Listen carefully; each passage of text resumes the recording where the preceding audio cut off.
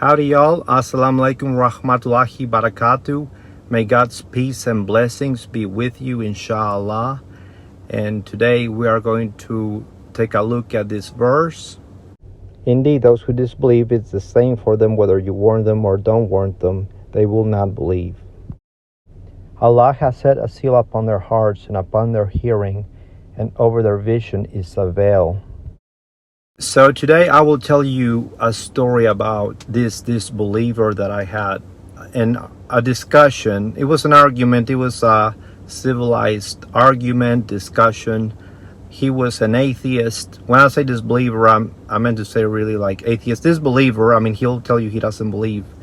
Now, he was one of the smartest people I've ever been around in terms of archaeology, ancient human findings, how humans came to be, all different kinds of humans that were there, which I believe in. I don't have a problem with that. I actually believe that they reinforce the Quran, because the Quran says that man, Adam, was one of the last animals, lack of a better, beings that actually showed up on earth.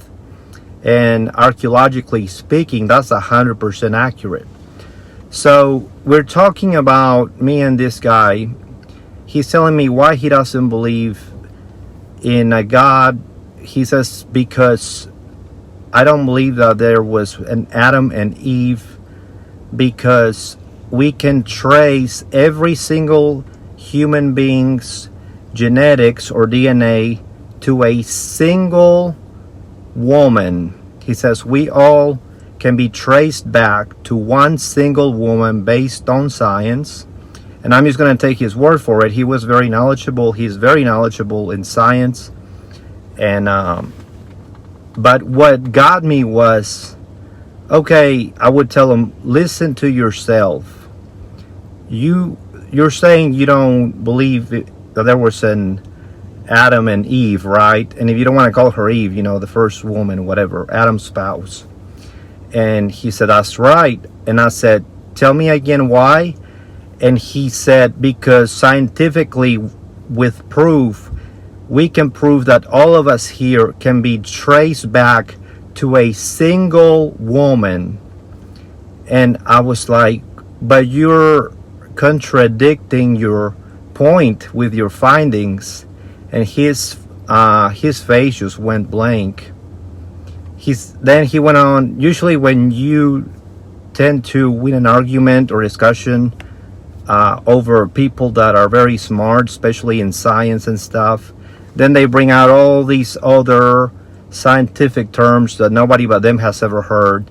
He says, oh, it's much deeper than that, because the genome of the cell wall of the blah, blah, blah.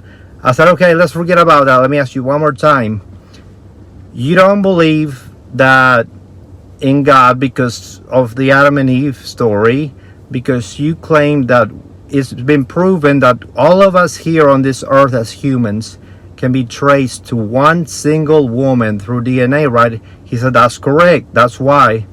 And again, and this is where the verse here, some of the smartest people, some of the people that actually can see the signs of God crystal clear, see them better than us believers. And that's just one example of that this has happened. But they have a veil over their eyes. Their eyes have been covered so they cannot see it. And that is, in my opinion, but Allah knows best, in my humble opinion, that is a prime example of that. This atheist is telling me that all of us human beings can be traced back to one woman, and that is why he doesn't believe in any religious scripture. And it also gives light to that verse. Allah has put a veil over their eyes so they cannot see, because they chose not to believe. They were already not going to believe anyway. But I'll finish by saying this. And I told the guy, look, I get what you're saying, but it makes no sense to support your view. Your view would better be supported by, I don't believe in Adam and Eve, because it's been proven scientifically that all of us come from, let's say, 8 different pairs of original couples, then he would have an argument there, a leg to stand on, but he doesn't. So Allah knows best. Everything in the Quran is true to a T.